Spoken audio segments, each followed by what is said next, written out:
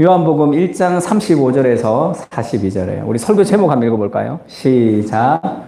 그 사랑 때문에 우리는 장차 반석이 된다.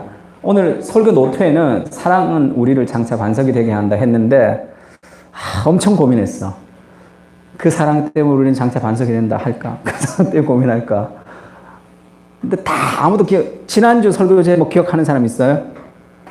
없지.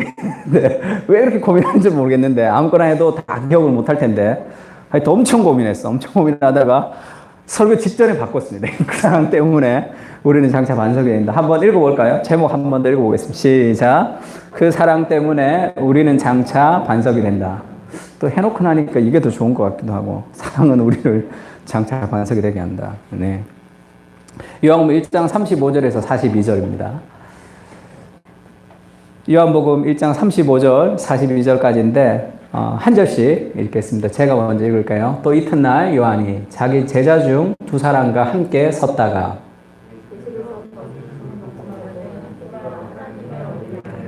두 제자가 그의 말을 듣고 예수를 따르거늘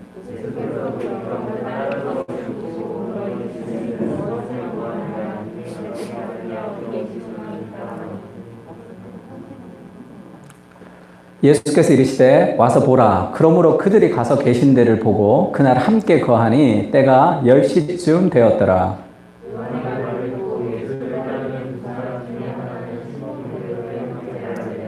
그가 먼저 자기의 형제 시몬을 찾아 말하되 우리가 메시아를 만났다 하고 메시아는 번역하면 그리스도라. 예수께서 보시고 이르시되 네가 요한의 아들 시몬이니 장차 게바라 하라 하시니라. 게바는 번역하면 베드로라. 아멘. 우리가 요한복음 우리가 지난번까지 3번 말씀을 좀 들었는데 세례 요한에 대해서 얘기를 했는데 기억하시죠? 요한이 1장 29절에 예수님에게 세례를 줄 때 그렇게 얘기했습니다. 이튿날에 요한이 예수께서 자기에게 나오심을 보고 이르되 보라 세상 죄를 지고 가는 하나님의 어린 양이로다. 이렇게 세상 앞에 고백할 선언했던 적이 있습니다. 1장 29절에 자기의 선언이죠. 예수님이 세례를 주기 전에 예수님이 하나님의 어린 양으로 우리의 죄를 지고 가신 메시아다라는 것을 알려주셨습니다. 오늘 똑같은 말을 한 번 더 하는데 오늘은 조금 달라요. 오늘 또 이튿날, 그 다음날, 그 이튿날 요한이 자기 제자 중 두 사람과 함께 서 있었습니다. 예수께서 걸으심을 보고 말하되 보라 하나님의 어린 양이로다. 한 번 더 이야기를 하는데 하나님의 어린 양이로다 라고 얘기를 하는 이유가 뭐냐면 이튿날에 요한이 자기 제자 중 두 사람과 함께 섰다가 우리나라 성경에는 섰다가 이렇게 번역하는데 원래는 was standing 이게 이제 완료형으로 쓰였어요. 그러니까 지금 딱 서 있었다는 게 아니라 쭉 서 있었다는 거예요. 그러니까 예수님이 지나가시기를 쭉 거기서 서 있었다는 거예요. 그리고 제자들에게 말하되 보라 하는 것도 이게 look at 아주 이렇게 지나가는 걸 자세히 보라 이런 말이 아니라 그 예수 그리스도를 굉장히 집중해야 예수 그리스도라는 그 사람을 굉장히 집중하며 살아야 된다는 얘기고 말하되도 계속 말했다는 거예요. 그러니까 요한이 자기 제자 두 사람 그 사람들에게 예수님에 대해서 계속 얘기한 거죠. 그리고 그들을 데리고 나왔어요. 예수님을 기다리고 있습니다. 왜죠? 예수님이 지나가실 때 그들을 이제 예수님에게로 보낸단 말이에요. 예수님에게로 인도하기 위해서 기다리고 있어요. 이게 여러 가지 우리에게 인생의 어떤 정체성을 알려주기도 하는데 요한의 자기 제자잖아. 자기 제자. 또 요한은 사람들에게 회개의 세례를 전해줬던 사람이죠. 요한이 세례를 주면 사람들이 다 회개했습니다.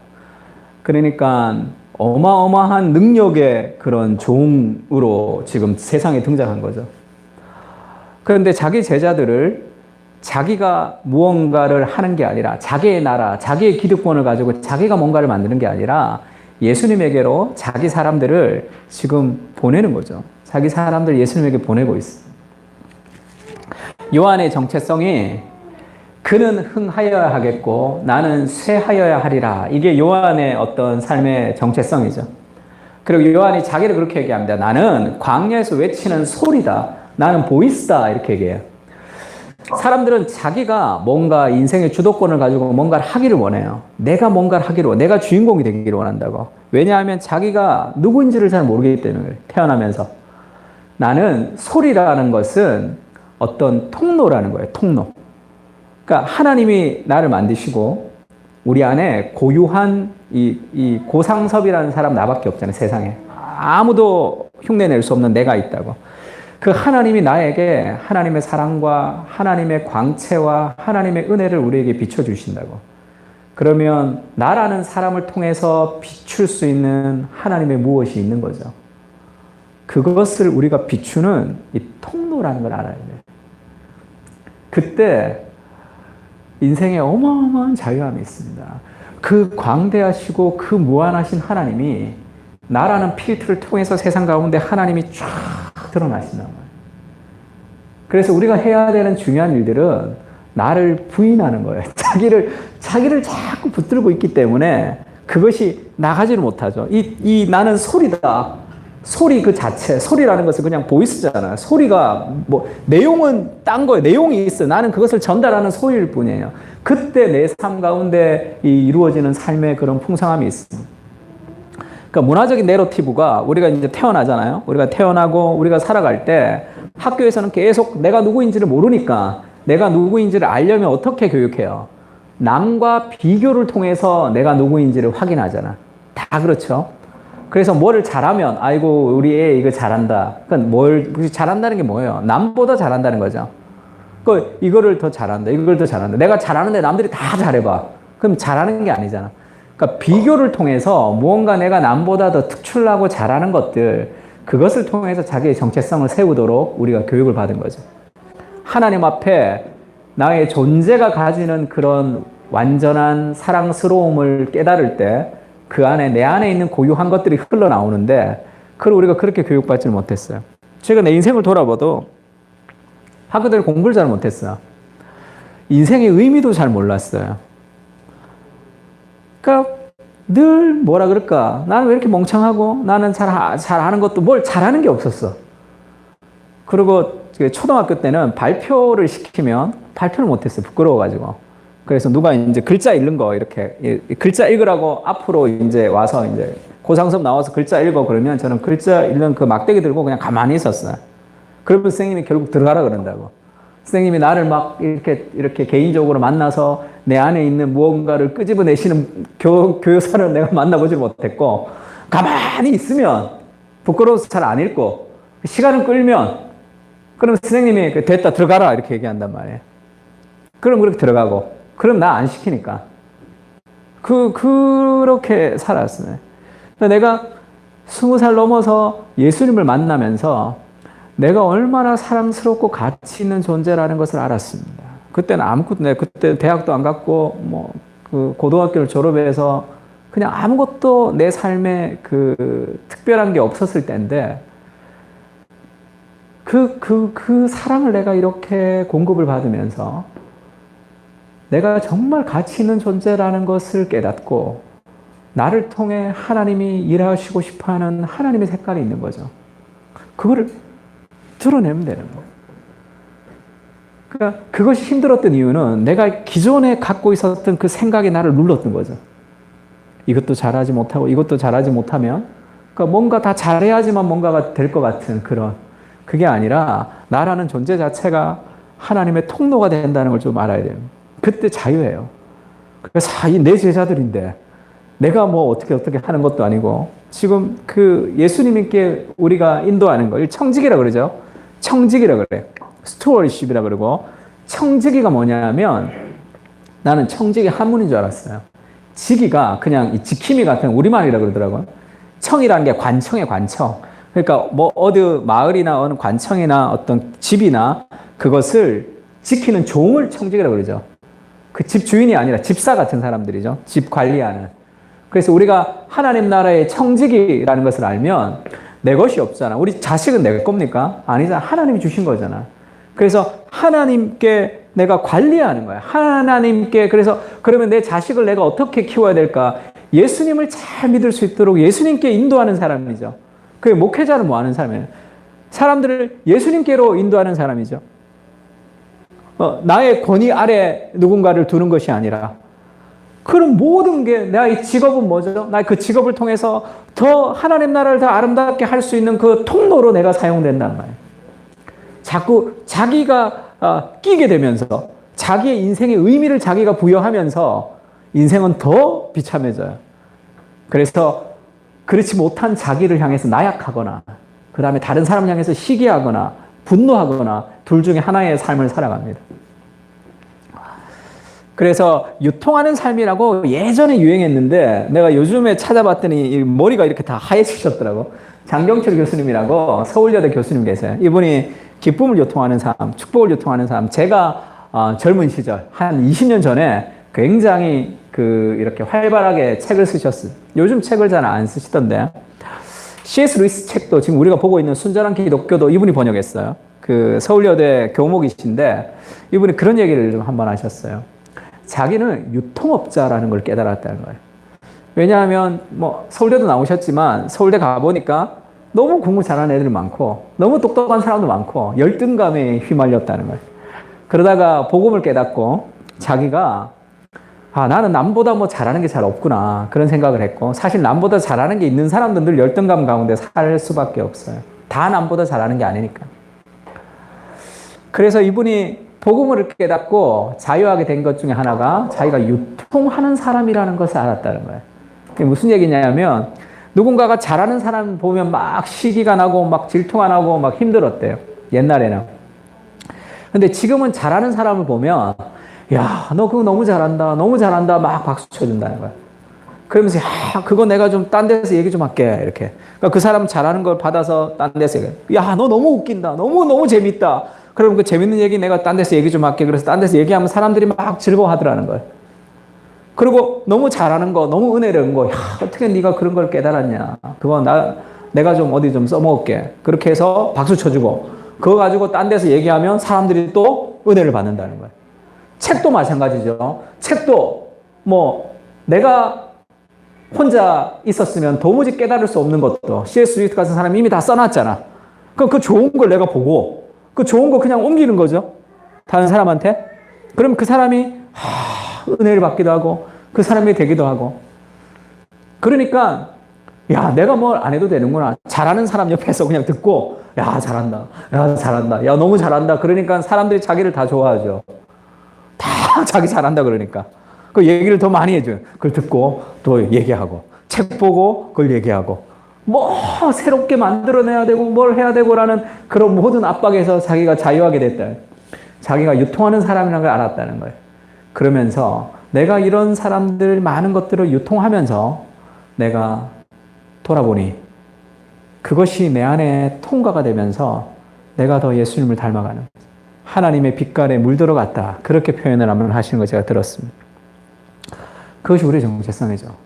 내가 막 뭔가 자기를 세우는 것이 아니라 우리가 청지기로서 예수 그리스도께로 인도하는 사람이다라는 생각을 하게 되면 훨씬 더 괜찮아요. 그리고 하나님이 나만이 알 수 있는 하나님의 세계가 있잖아. 그 나 말고는 얘기할 수 없는 나만의 스토리가 있다고. 그 하나님의 광대하심 우리에게 다 보여주시죠. 그래서 나라는 프리즘을 통해서 비추는 하나님의 세계를 이 땅 가운데 하나님이 나타내기를 원하신단 말이에요. 그 자기의 삶이 있는 거죠. 디모데 후서에는 그런 말씀이 있습니다. 내가 전제와 같이 벌써 부어지고 이게 포도주 제사죠. 그러니까 자기 인생이 마지막 이제 다 살았다는 거예요. 죽을 날이 가까웠다는 뜻이에요.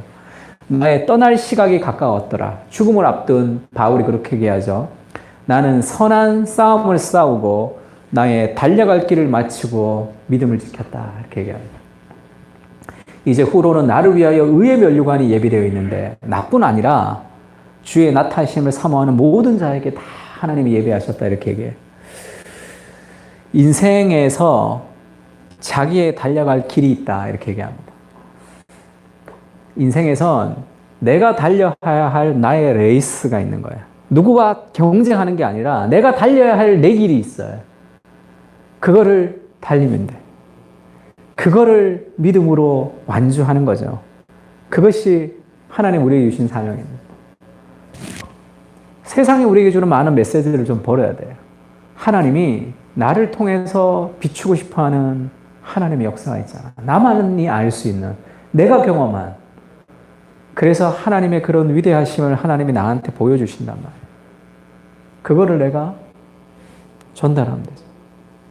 그러면 어마어마한 하나님의 세계가 내 안에 들어와서 나를 통해 이렇게 흘러간다. 그것이 우리가 세례요한 같이 살아갈 수 있는. 그래서 결국 그 제자들을 예수님께로 인도하는 사람이 되는 거죠. 그의 말과 그의 삶이 일치했기 때문에 그가 예수님에게 관심을 기울이는 거죠. 우리가 복음을 전할 때도 어떻게 복음을 말로 전하는 거 그것이 아니라 우리의 삶과 우리의 말을 통해서 우리의 그 삶의 그런 모습을 통해서 사람들이 복음 예수님께로 오는 거죠. 그렇게 예수님께로 그의 제자들을 요한이 이렇게 인도했습니다. 그러니까 두 제자가 그의 말을 듣고 예수님에게 궁금해하는 거죠. 그의 말을 듣고 예수님을 따릅니다. 예수께서 돌이켜 그 따르는 것을 보시고 물어 이르되 무엇을 구하느냐? 이렇게. 무엇을 구하느냐? 그러니까 따라오니까 무엇을 구하느냐? 이렇게 했을 때 그거는 너 왜 따라오니? 지금 그런 얘기가 아니죠. 너 왜 따라오니? 이렇게 해서 요한이 좀 그렇게 얘기해서 좀 따라갑니다. 이런 그런 이 일상적인 대화가 아니라 이때 예수님을 따른다는 것은 제자도죠. 그리스도에게 인생을 드리고 싶은 거예요. 지금 그 길, 하나님의 어린 양이신 그 예수님이 십자가에 못 박혀 죽으러 이 땅에 오셔서 그가 죽으면서 그가 계획한 가장 귀한 계획이 뭐죠? 그게 사람을 남기는 거죠. 공동체, 교회를 세우는 거야. 예수님이 떠나시고 그 예수님의 제자들을 지금 부르시는 그 장면이죠. 그래서 예수님이 세례를 받으시고 공생의 그 시작에서 하나님 나라를 선포하시고 그 다음에 했던 첫 번째 일이 뭐죠? 제자를 삼는 겁니다. 사람을 남기는 거예요. 인생에서 우리의 인생의 포커스가 사람을 남기는 것이 아니면 사람이 아니면 우리 인생의 모든 삶의 목적들은 다 순서가 바뀐 거예요. 순서가 잘못됐습니다. 그것이 우리에게 참된 만족을 줄 수 없어요. 이 영원한 것이 영원히 남는 거죠. 사람의 영혼이 영원하단 말이에요. 무엇을 구하느냐? 네가 정말 찾는 것이 무엇이냐? 너의 인생의 방향이 무엇이냐? 그렇게 묻는단 말이에요. 예수님 우리에게도 그렇게 물으신다고 생각해 봤어요. 지금 네가 무엇을 구하느냐? 상서봐, 네가 무엇을 구하느냐? 지금 우리가 간절히 구하는 삶의 방향이 있죠. 내가 추구하는 길이 있단 말이에요. 그것이 무엇인지를 알아야 돼요. 그것이 그리스도일 때 그때 우리의 삶에 참된 기쁨이 있는 거예요. 참된 만족이 있습니다. 그래서 그 제자들을 그리스도에게 요한이 인도하는 거죠. 무엇을 구하느냐? 랍비여 어디 계시냐니까 우리가 그 선생님으로부터 가르침을 배우고 싶습니다. 그렇게 고백하는 거죠. 고린도전서 1장 22절에는 그런 얘기가 있습니다. 유대인은 표적을 구하고 헬라인은 지혜를 찾죠. 그들의 인생의 목적. 유대인은 무엇을 구하느냐? 유대인은 힘이에요. 표적, 능력을 구합니다. 그래서 그 로마로부터 독립해서 그 강한 나라가 되는 것. 그것이 유대인들의 꿈이겠죠. 헬라인들은 무엇을 구하느냐? 헬라인이 구하는 것은 지혜의 지혜. 헬라 철학자들이 구하는 그 참된 지혜, 그 깨달음. 그것을 통해서 정말 참된 행복을 얻고 싶은 거죠. 그러나 우리는 십자가에 못 박힌 그리스도를 전하는데 우리는 표적을 주지 못하고 지혜를 주지 못해요. 십자가에 못 박힌 그리스도를 전하는데 유대인에게는 꺼리는 것이고 이방인에게는 미련한 것입니다. 예수 그리스도가 아닌 다른 것을 추구하는 사람들에게 그리스도는 그렇게 매력적이진 않아요. 그러나 유대인들이 표적을 구하고 헬라인이 지혜를 구할 때 잘 생각해 보세요. 우리가 이제 성공을 구하거나 우리가 지금 돈을 구한다고 할 때 우리가 찾고 추구하는 성취는 성공이 아니에요. 성공을 통해서 누릴 수 있는 무엇이란 말이에요. 내 안에 더 깊은 갈망. 만약에 내가 성공했어. 근데 아무도 알아주지도 않고 나를 완전히 다 무시해. 그리고 돈도 없어. 돈도 안 들어와. 그러면 그것이 내 인생의 참된 기쁨이 될까? 그것을 막 추구할까요? 그렇지가 않단 말이에요. 그렇지가 않죠. 우리가 성공을 추구하고 우리가 돈을 추구하고 우리가 무언가를 추구하는 우리 삶의 추구는 그것을 통해서 만족을 얻고 싶어하는 내 영혼의 궁극적인 공허함을 채우고 싶은 무엇이 있는 거예요. 그런데 그것으로 그게 채워지지 않는다는 게 문제죠. 그것이 거기서 채워지지 않는 거예요. 근데 왜 많은 사람들이 모르죠? 거기까지 도달해 보지를 못하니까. 평생을 그렇게 하다가 그냥 꺾이는 거야. 평생을 뭔가를 추구하다가 어느 순간에 자식 둘 낳고 모든 꿈이 다 꺾이는 거죠.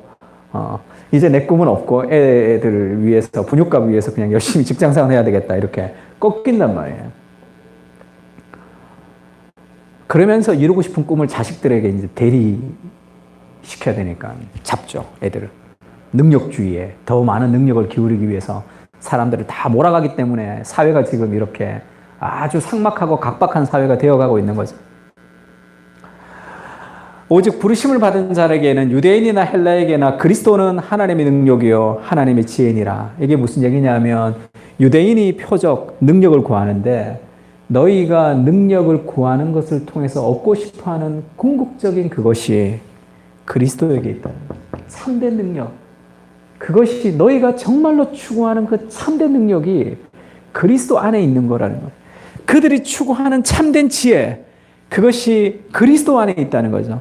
그래서 하나님의 어리석음이 사람보다 지혜롭고 하나님의 약하심이 사람보다 강하니라. 내가 그렇게 살고 싶진 않아. 내가 그리스도를 보면 그게 그렇게 만족스럽지 않단 말이에요. 내 삶에 더 만족스러운 무엇이 있죠. 그러나 그것이 어리석은 삶의 착각이라고.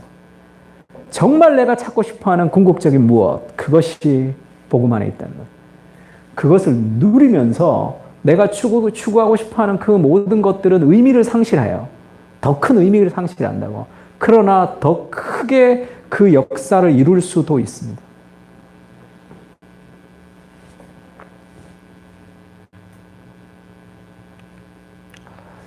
제가 요즘 듣고 있는 강의 중에 그 문화에 대한 강의가 하나 있는데 그 강의 중에 나온 것들 하나 좀 소개할게요. 한국 문화와 복음의 만남, 탁석산이라는 철학하는 분이 있죠. 그분이 한국 사회를 이렇게 좀 나눴습니다. 참 잘 나눴다고 생각하는데 한국 사회가 이 생존의 시대가 있었대요. 그 다음에 생활의 시대, 그 다음에 행복의 시대, 지금은 의미의 시대로 바뀌었다는 거예요. 생존의 시대에는 교회가 어떻게 복음을 전했냐면 예수 천당 부신 지옥이에요. 지옥 가야 되는 그 삶의 두려움으로 이제 그 사람들을 이끌었죠. 이게 먹혔습니다. 그 다음에 생활의 시대에는 뭐예요? 생활의 시대에는 예수 믿으면 부자가 되는 거예요. 예수 믿으면 복 받는 거.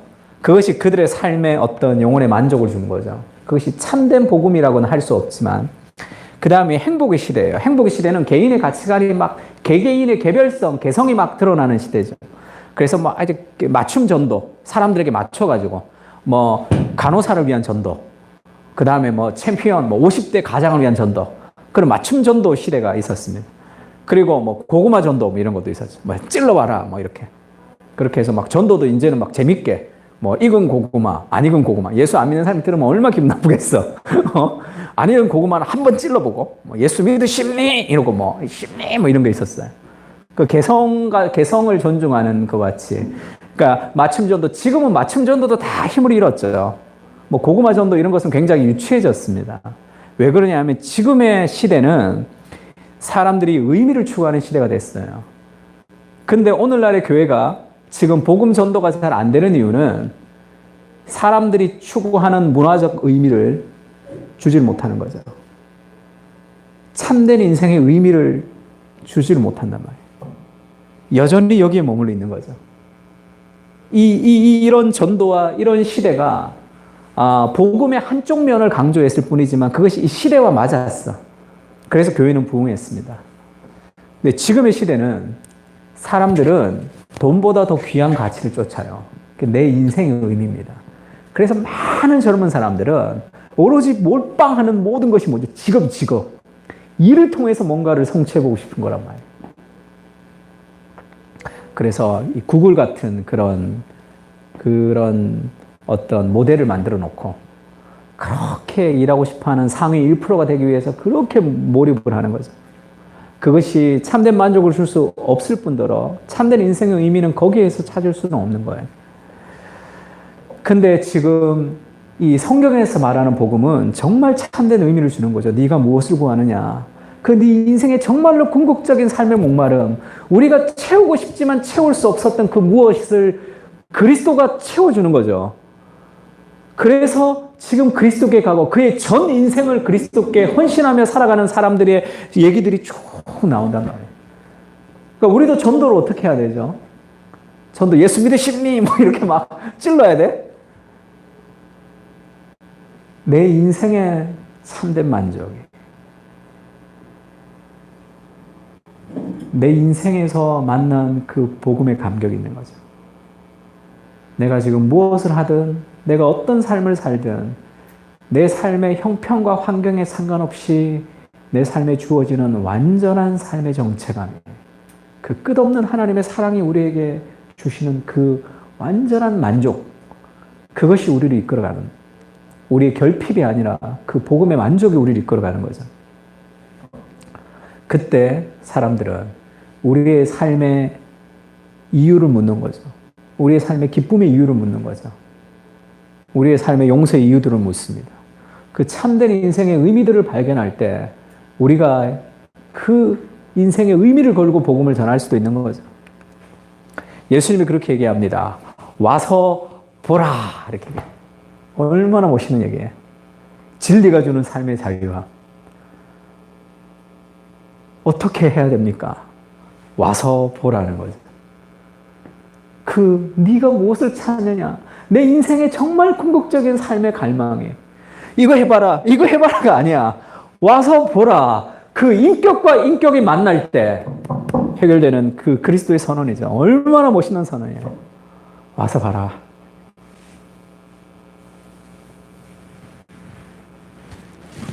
어떻게 그것을 이룰 수 있습니까? 나랑 같이 살면 돼. 이렇게 지내면 그냥 그것이 되는 그런 거죠. 와서 보라. 이렇게 얘기했습니다. 그전에는 요한의 말을 듣고 예수님에게 대해 찾아간 거죠. 그것으로는 부족해요. 설교를 듣고 하나님이 누구이신지를 알아가는 것으로는 부족합니다. 내가 직접 그리스도를 만나야 돼. 와서 보는. 그래서 그들이 가서 계신 데를 보고 그날 함께 거하니 때가 10시쯤 되더라. 이때 10시는 오후 4시에. 예수님 집에 가서 예수님이랑 밤새 얘기하는 거죠.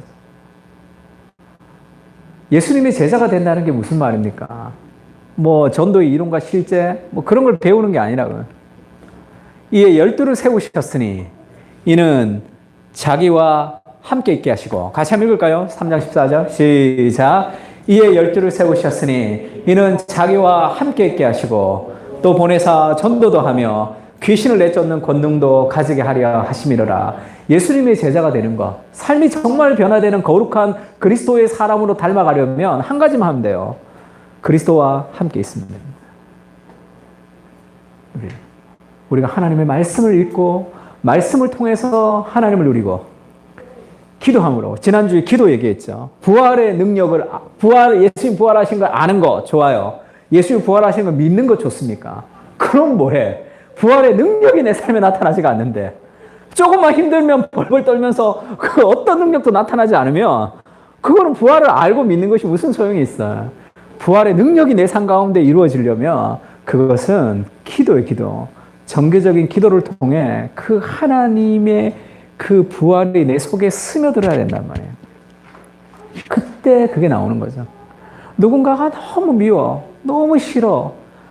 근데 하나님 앞에 기도하면서 어떤 긍휼이 훅 들어올 때가 있어요. 들어오는 걸 어떻게, 긍휼이? 그걸 뭐 어떻게, 긍휼이 들어오는 걸 어떻게? 그가 나쁜 짓도 다 알고, 그 나쁜 놈이라는 거 다 알지만, 긍휼이 들어오는 걸 어떻게? 그러니까 불쌍해진단 말이에요. 나를 긍휼히 여기시는 하나님의 마음이 느껴지는 거죠. 그리스도와 함께 있는 삶이에요. 그리스도와 함께 있으면서 우리가 그것을 맛보고 누려야 됩니다. 그때 와서 보라. 지금 예수님의 제자들이 결국 사도가 됐죠, 다. 그 초대교회 사도가 된 그들이 지금 요한복음을 회상한다 그래봐. 예수님 첫 만남. 첫 만났을 때 서먹서먹 했을 때 예수님 따라가서 그 방에 쭈그리고 앉아서 예수님이랑 대화했던 그 만남. 그것이 그의 인생에 얼마나 귀한 만남이 태초에 계신 생명의 말씀에 관하여서는 우리가 귀로 들은 바요, 눈으로 본 바요, 주목하여 손으로 만진 바라. 그렇게 요한일서에 요한이 얘기하죠. 내가 지금 만나서 대화하고 같이 웃고 같이 놀고 같이 밥 먹고 있었던 그 예수님이 태초로부터 계셨던 그 온 우주를 창조하셨던 그 창조주 하나님, 사람이 되셔서 내가 눈으로 보고 귀로 듣고 손으로 만졌다는 거지. 그 하나님과 사귐을 가질 수 있다는 그 어마어마한 그런 일들이 그리스도의 죽음과 십자가를 통해서 이루어졌단 말이에요. 그것이 엄청난 능력이죠. 그것을 맛봐야 된다. 그걸 누려야 돼. 하나님의 사랑을 맛. 그럴 때 삶의 진리가 분명되는 거죠. 베레아에 있는 사람들은 데살로니가에 있는 사람들보다 더 너그러워서 간절한 마음으로 말씀을 받고 이것이 그러한가 날마다 성경을 상고했다. 더 너그러웠다 이렇게 표현하고 그 옛날의 번역에 개역 개정에는 개역 한글 성경에는 더 신사적이어서 이렇게 번역했었어요. 간절한 마음으로 말씀을 받고 이것이 날마다 그러한가 성경을 상고하면서 성경을 묵상하는 사람들이죠. 제가 보고 있는 책 중에 강영환 교수님 책이 있는데 이 서강대 철학과 교수 하시다가 지금 미국의 켈빈 대학교 철학과 교수로 가셨습니다. 자기가 독일에서 공부할 때 충격을 받았는데 마틴 루터의 책을 보다가 마틴 루터가 내일 지구가 멸망하면 내가 오늘 한 그루의 사과나무를 심겠다라는 말이 있다는 걸 발견했어요.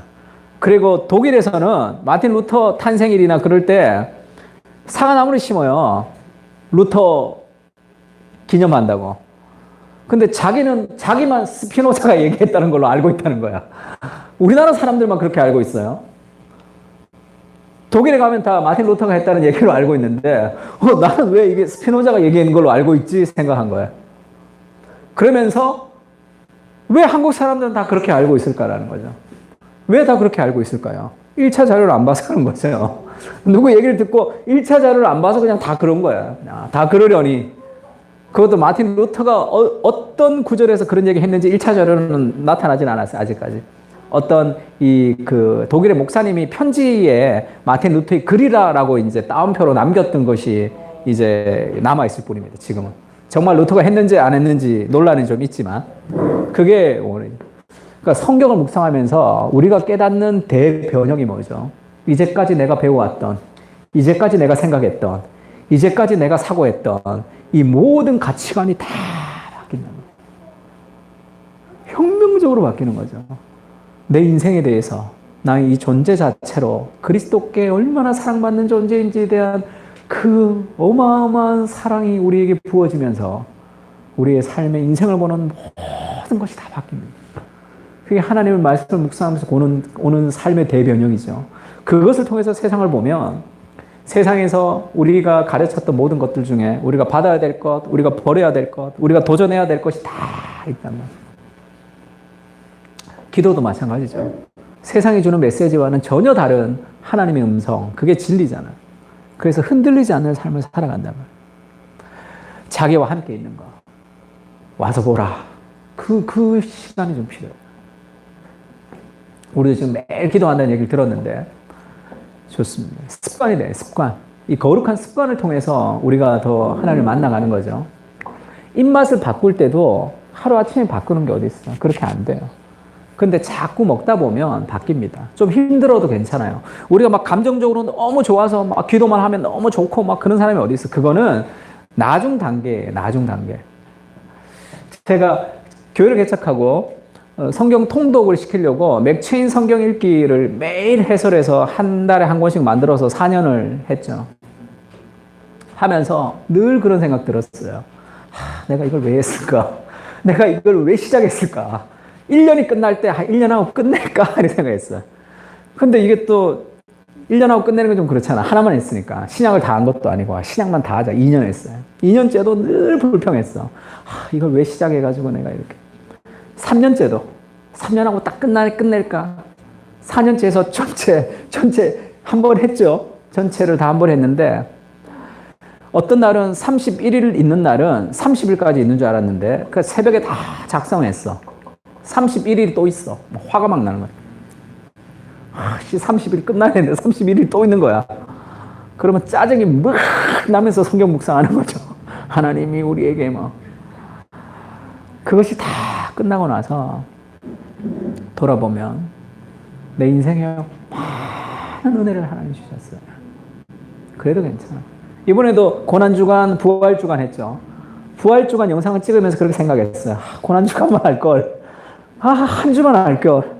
이걸 뭐 2주까지 해서 너무 힘든 거야. 그리고 한 번을 찍었더니 또 이게 화면에 다 날아갔어. 다시 못 찍겠더라고. 근데 다행히 지섭이가 그걸 좀 잘 만들어줘서 좀 다행이었는데. 근데 그게 부활주간 마지막 날 토요일 날 찍으면서 토요일 걸 찍으면서 그 고난부터 부활까지 이어오는 그 하나님의 사랑이 나한테 확 밀려왔어. 좀 힘들어도 괜찮아. 좀 잘 안 맞으면 어때? 매일매일 기도하면 좋아요. 그렇게 하면 그것이 결국 우리를 형성시킵니다. 그래서 그 인생의 의미를 발견했던 그 안드레가 예수님을 직접 만났잖아. 그래서 여러분 예수님의 제자를 예수님이 선발할 때 예수님이 갑자기 딱 나타나서 배를 만들고 있는 그물하고 있는데 너는 나를 쫓으라. 그러니까 바로 쫓았다고 생각하면 안 돼요. 그 전에 예수님에 대해서 좀 알아야지. 어떻게 안 알고 그냥 쫓아. 그것도 이상하지. 그것도 안 알고 어떻게 쫓아. 그 전에 예수님의 말씀을 들었거나 라합같이 그 전에 하나님께 행하신 일들을 들었거나 무언가 잊고 시작하는 거지. 그냥 뜬금없이 하나님이 선택한 사람들이 그냥 기계적으로 로봇까지 쫓는 게 아니란 말이에요. 지금 그 예수님과 그 시간을 보냈다고. 그래서 안드레의 인생의 의미를 완전히 발견했죠. 그래서 요한의 말을 듣고 예수를 따르던 2사람 중에 하나는 시몬의 형제 안드레예요. 또 한 사람은 요한입니다. 자기일 가능성이 많아요. 요한복음 전체를 보면. 그가 먼저 자기의 형제 시몬을 찾아 말하되 우리가 메시아를 만났다. 이렇게. 이게 복음이죠.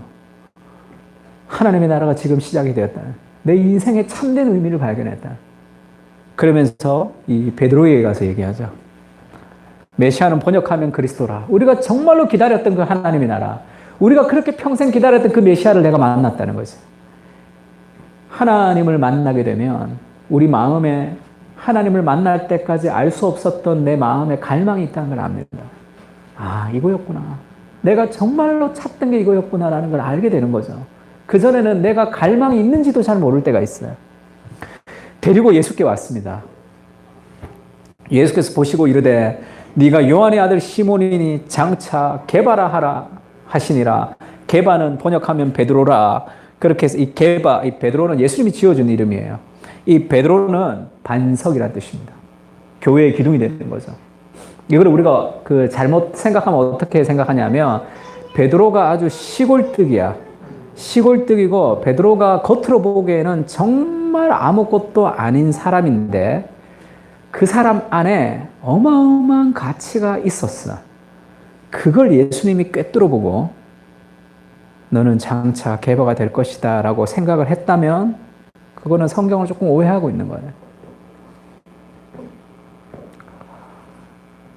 그러면 더 좌절스럽지. 우리 안에는 그런 게 없는데 내 안에는 그런 게 없는데 베드로는 겉으로 보기에는 모르지만 다른 사람이 보기에는 모르지만 예수님이 보기에는 그 안에 깊은 자질이 있기 때문에 그렇게 얘기했다면 인간의 행위가 결국은 계보가 되는 거죠. 지금 그 얘기가 아니에요. 베드로는 형편없는 존재죠. 다 형편없는 존재. 베드로가 계보가 되는 장차 반석이 되는 핵심은 그리스도의 사랑에 있어요. 끝없는 그리스도의 그 사랑이 그를 계보가 되게 합니다. 공부를 못했던 사람이 복음을 만나면 열심히 공부하게 되는 이유가 뭐냐면 하나님이 똑똑하게 해서 그를 성공시키는 게 아니고 그 안에 공부를 잘하는 능력이 이미 있었는데 그걸 몰랐던 것이 아니라 복음을 만나면서 내 인생의 끝없는 사랑과 가치를 경험하면서 내 인생의 삶의 방향, 그 하나님의 사랑 때문에 무언가 사랑은 우리를 움직인단 말이에요. 뭔가를 하고 싶어요. 그것이 힘들지가 않다고. 내 인생을 하나님을 위해서 뭔가를 해드리고 싶은, 세상을 위해서 뭔가를 섬기고 싶은 그 받은 은혜가 우리를 움직인단 말이에요. 그것은 은혜가 움직이는 거지 내 안에 어떤 자질이 있는 게 아니라고. 그래서 그 은혜로 어마어마한 하나님의 역사를 이루었던 많은 사람들에게 얘기를 들어보면 다 하나님의 은혜가 있다 이렇게 얘기하죠. 내가 한 게 아니다 이렇게 얘기하죠.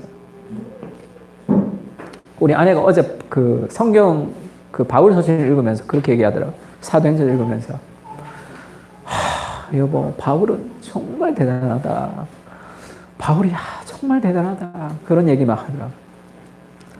그 바울이 그 열정을 가지고 복음 위해서 살 수 있었던 그 모든 힘은 뭐예요? 하나님의 은혜죠. 자기 같은 인생을 사랑하셨던 그 하나님의 은혜가 그를 만든다고. 베드로 한번 보세요. 물에 빠지잖아. 물에 빠지는 것도 예수님이 오시면 막 그것도 막 뛰어들어. 예수님이시면 저를 물 위로 걷게 해주십시오. 촐랑대면서 뛰어들었다가 또 걷다가 기분 좋아서 깝죽대다가 또 물에 빠져가지고 살려주십시오. 이런 뭐라 그럴까? 이 생각하지 않고 행동하는 스타일이죠. 그냥 저질러 보는 스타일이야. 좌충우도. 그냥 물건 하나 받으면 설명서 안 보고 그냥 막 꽂혀보는 스타일이죠. 다 고장내는 거지. 신중하지 못함. 뛰어들냐. 그럼 또 빠지고. 그 다음에 이건 대제사장 말고의 귀를 자르는 거죠. 예수님을 잡으러 왔어. 그러니까 그냥 말고의 귀를 잘라버리는 거지. 예수님이 얼마나 당황했을까? 예수님 자를까요? 묻지도 않고 그냥 지가 그냥 막 잘라버리죠. 예수님 얼마나 당황했을까요? 얘야 칼로 일어난 자는 칼로 망한다. 그게 하나님의 방식이 아니잖아. 하나님의 방식이 아니다. 내가 12영이 더 되는 천사를 지금 데리고 오지 못할 줄 아느냐. 그렇게 되면 이 일이 이루어진다고 얘기했던 하나님의 뜻은 누가 이루냐. 내가 그렇게 십자가에 못 박히는 것이 하나님 뜻이죠. 베드로는 그 생각이 없어. 그냥 능력과 힘으로 지금 세상의 방식에 쩌들어 있는 거죠. 어디 예수님을 잡아가려고. 예수님 메시아인데 말고의 귀를 잘랐어. 대제사장 말고를 귀를 자르는. 이거 예수님이 안 고쳐줬으면 큰일 날 일이죠. 큰일 날 일이라고. 거의 죽다 살았어. 예수님, 저는 절대 예수님을 버리지 않겠습니다. 뭘 버리지 않아. 여자가 얘기하는데도 막 그렇게. 예수님이랑 눈이 마주쳤다 누가 보면 그렇게 나와요. 그 예수님 여기 있는데 예수님 다 들리는데 지금 그 얘기한 거야. 부끄럽지도 않나? 그러면서 철저히 자기의 연약함, 얼마나 내가 아무것도 할 수 없는 존재라는 거 다 깨지죠. 주는 그리스도시요 살아계신 하나님의 아들이십니다. 이렇게 얘기했잖아요. 바요나 시모나 복이 있도다. 이것을 알게 한 일은 혈육이 아니라 하나님의 아버지시다. 그러니까 또 너무 업돼가지고 주여 십자가의 일들이 이루어지지 않을 것입니다. 그렇게 얘기했다가 사탄아 물러가라. 그런 욕까지 듣고 뭐 제대로 교회의 기둥 같은 사람을 뽑을 때 뭐 교회에서 어느 담임 목사 뽑을 때 베드로 같은 사람 뽑겠어? 안 뽑지. 그렇게 성급하고 그렇게 신중하지 못하고 그렇게 지 마음대로 혈기를 부리는 사람을 어떻게 뽑아? 그가 개바가 되는 것은 그 안에 자질이 있었던 것이 아니라 하나님의 사랑이죠. 그를 기다려주고 그를 참아주고 그를 사랑하시는 그 끝없는 그리스도의 그 사랑이 그를 개바가 되게 한단 말이에요. 그래서 나에게 집중하는 것만큼 어리석은 인생이 없습니다. 내 안에 아무것도 기대할 것이 없다고. 우리의 삶은 베드로보다 더 나을 것 같아요. 얼마나 연약한 게 인생인데. 내가 아무것도 할 수 없는 인생이기 때문에 하나님을 의지한단 말이에요. 예수님이 베드로에게 요한복음 21장에 그렇게 얘기하죠. Do you love me? 네가 나를 사랑하느냐? 내 양을 먹이라 할 때 저는 이런 그림이 좀 나오는 것 같아요. 네가 나를 사랑하느냐 할 때 그 사랑에는 내가 너를 사랑한다는 사랑이 포함되어 있는 거죠. 끝없는 사랑으로 자기를 배신하고 자기를 저주하고 그 베드로를 끝없는 사랑으로 여전히 사랑하시는 그 하나님의 긍휼이 베드로를 변화시키는 거죠. 그 사랑이. 또 이런 장면도 좀 떠오릅니다. 예수님이 잃어버린 양 한 마리를 찾아러 가서 그 잃어버린 양 한 마리를 데리고 오는 모습이죠. 말 안 들으니까 잃어버리지. 말 잘 들으면 안 잃어버리지. 그거를 예수님이 데리고 오잖아. 또 가면 그걸 또 데리고 오고, 또 가면 또 데리고 오는 그 시몬아, 사단이 밀가부르듯 너를 고발하였으나 내가 너의 믿음이 떨어지지 않기를 기도하였노니 너는 믿음을 굳건해야 한 다음에 형제들을 굳건하게 하라. 예수님이 그렇게 얘기하셨죠. 사단이 너를 공격하면 네가 박살날 존재이지만 내가 너의 믿음이 떨어지지 않기 위해서 기도했다. 그 그리스도의 사랑과 기도가 우리를, 그래서 오늘 설교의 제목이 그 사랑 때문에 우리가 장차 반석이 되는 거죠. 그 하나님의 사랑. 베드로 후서에서는 베드로가 그렇게 얘기합니다. 그러므로 형제들아 더욱 힘써 너희 부르심과 택하심을 굳게 하라. 너희가 이것을 행한 적 언제든지 실족하지 아니하리라. 왜냐하면 배교가 일어나고 있으니까. 지금 곧 이 고난 속에 배교가 막 일어나고 있으니까. 배교하면 일가견에 있는 배교자 베드로잖아. 그가 지금 교회에 편지를 쓰는 거죠. 믿음을 굳게 해라. 예수님을 배신하지 마라. 이같이 하면 우리 주 곧 구주 예수 그리스도의 영원한 나라에 들어감을 넉넉히 너희에게 주시리라. 그렇게 이게 세인트 피터, 이 베드로의 사진은 이 베드로인지 아닌지 알려면 이런 이 그림에서 이걸 들었는지 안 들었는지를 보면 돼요. 이게 열쇠. 천국의 열쇠. 그래서 로마 카톨릭은 조금 다르게 번역하기도 하지만 그 베드로에게 그 천국의 열쇠를 쥐고 있을 때 그걸 좀 베드로의 모습을 좀 그립니다. 어쨌든 베드로가 지금 초대교회의 그 기둥이 됐잖아요. 정말 개바가 되죠. 그가 개바가 되었던 이유는 한 가지입니다. 하나님의 사랑이에요. 우리를 포기하지 않으시는 그 끝없는 하나님의 사랑이 우리를 거룩하게 만듭니다. 하나님의 은사와 부르심에는 후회하심이 없느니라. 하나님 우리를 부르셨으면 그것은 하나님 후회하지 않습니다. 야, 내가 널 불렀고 너를 구원했는데 너 이러냐? 너 이 모양이냐? 너 그렇게 살려고 내가 너를 위해서 죽었냐? 그렇지. 하나님이 우리 안에서 일하신단 말이에요. 그게 하나님의 사랑입니다. 마지막 우리 C.S. 루이스의 고통의 문제, 이런 말씀이 있습니다. 하나님은 우리를 사랑하고 계시기 때문에 우리를 사랑스러운 존재로 만들기 위해 노력하지 않을 수 없습니다. 우리가 하나님의 사랑스러운 존재가 되는 것은 하나님이 우리를 사랑하기 때문입니다.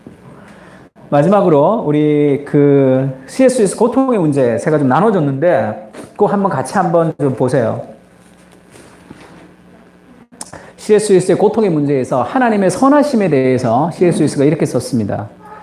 기독교에서 하나님이 인간을 사랑하신다는 것은 말 그대로 하나님이 인간을 사랑하신다는 뜻입니다.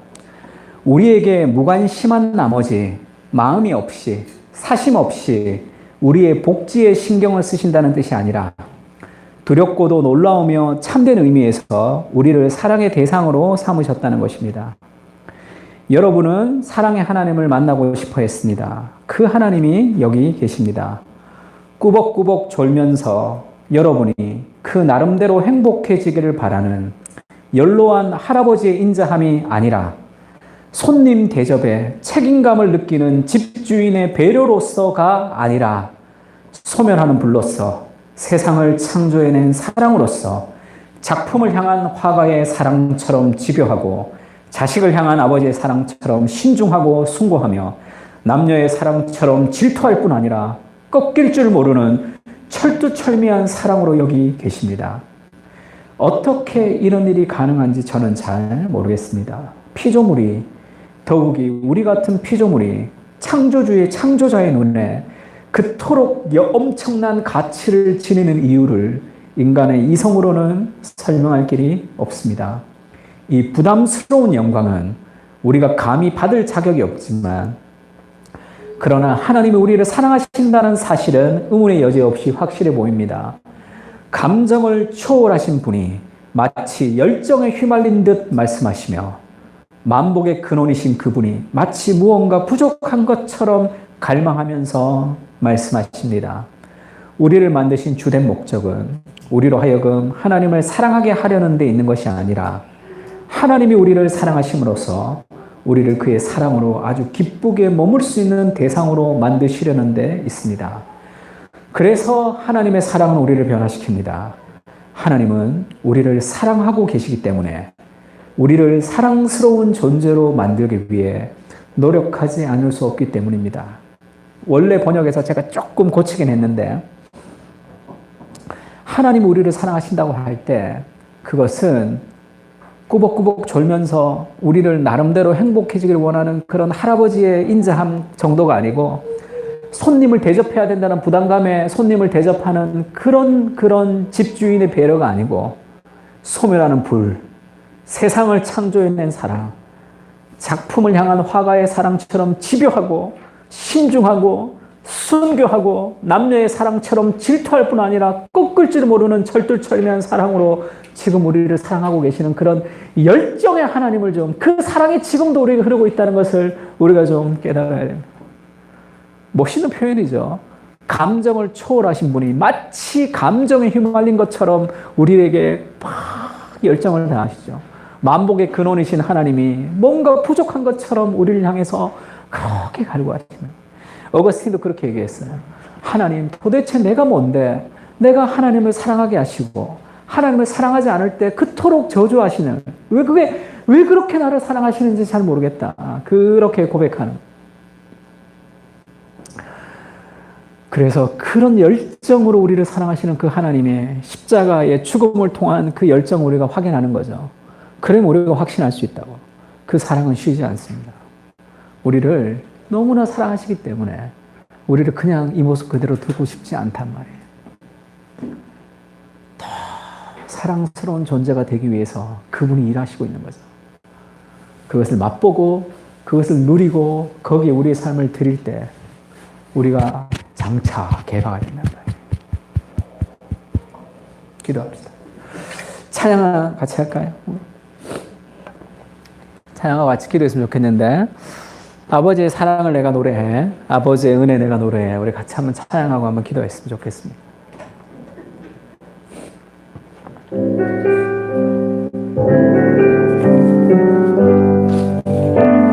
아버지 사랑, 아버지 사랑 내가 노래해, 아버지 은혜, 아버지 은혜 내가 노래해.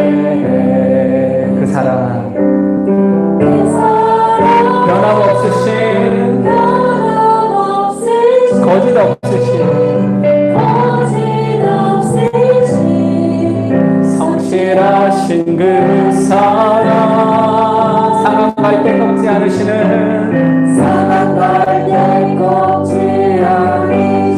꺼져가는 등불 끄지 않는,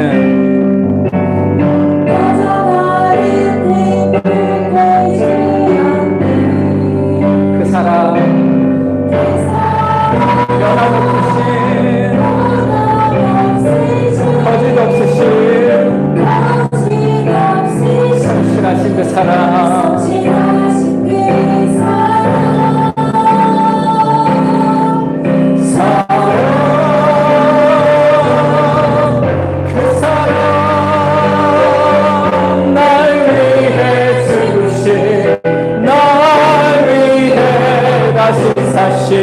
예수 그리스도 다시 오실 그 사랑, 죽음도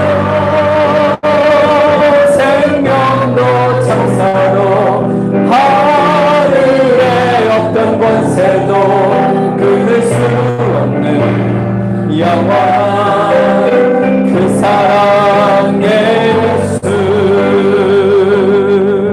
그 사랑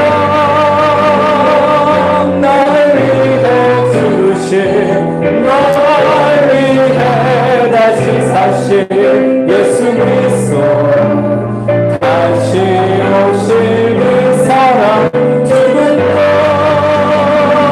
생명도 천사도 하늘의 어떤 권세도 끊을 수 없는 영원한 그 사랑의 예수. 한번 우리 말씀을 생각하면서 기도했으면 좋겠는데요. 하나님,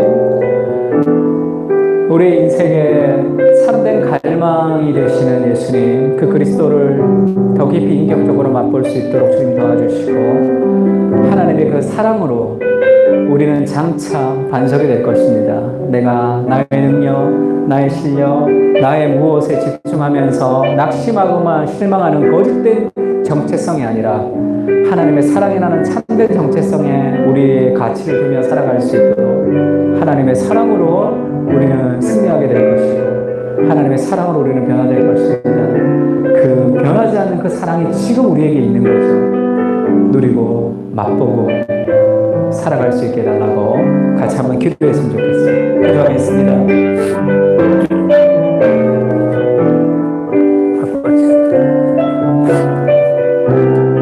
우리의 삶에 그리스도께서 하는 은혜를 부어주시고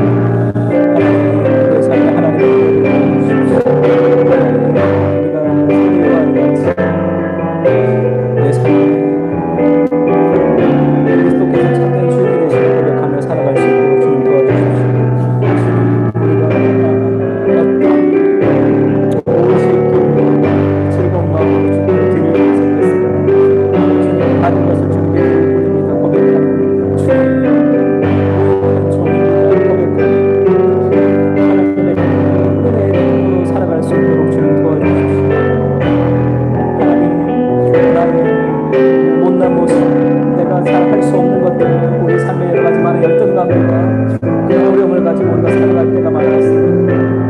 주님, 하나님의 사랑이 우리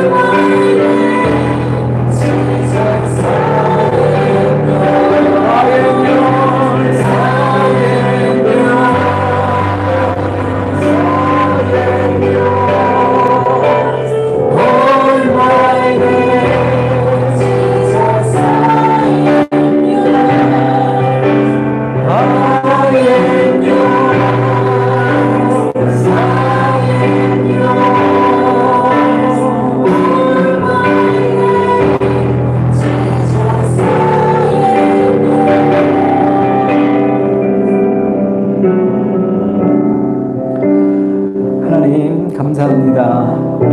내가 내 인생을 돌아보면 아무것도 내 안에 선한 것이 없음을 고백합니다.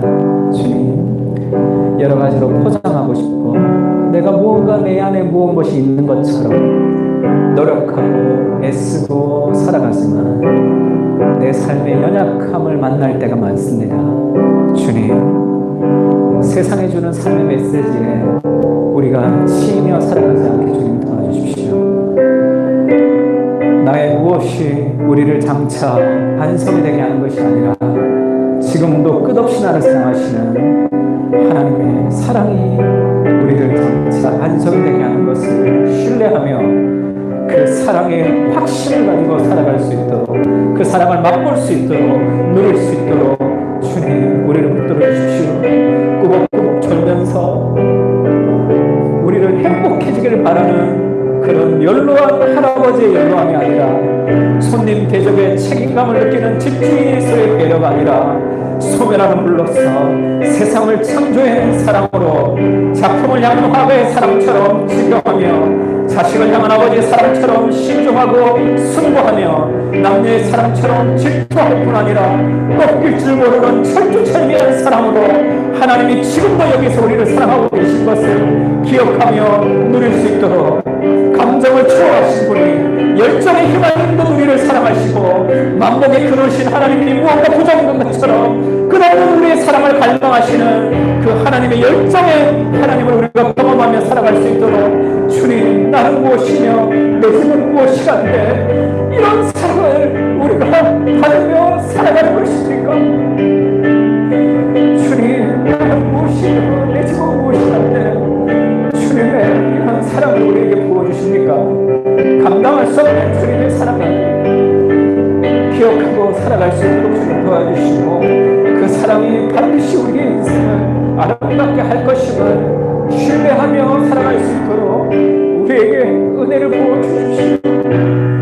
내 안에 아무것도 없지만 하나님의 사랑은 우리를 반드시 사랑스러운 존재로 만들어갈 것입니다. 시므나 네가 장차 개방화 될 것이라 말씀하셨던 그 그리스도의 음성을 우리의 메시지로 듣고 하나님의 사랑이 우리를 장차 만성이 되게 할 것임을 신뢰하며 살아갈 수 있도록 주님 은혜를 베풀어 주시고 하나님의 사랑 안에 힘을 우리에게 안식할 수 있도록 우리를 붙들어 주시옵소서.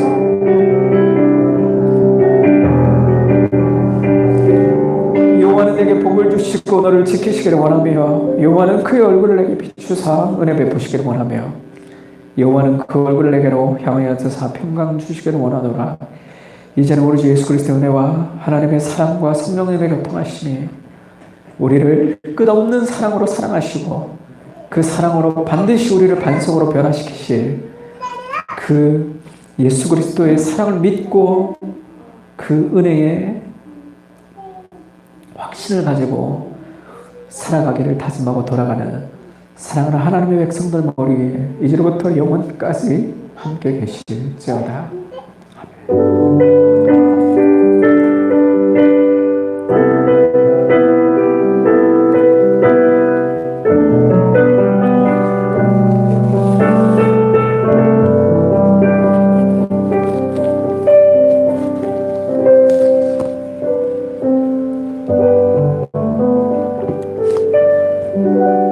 마쳤습니다. 그거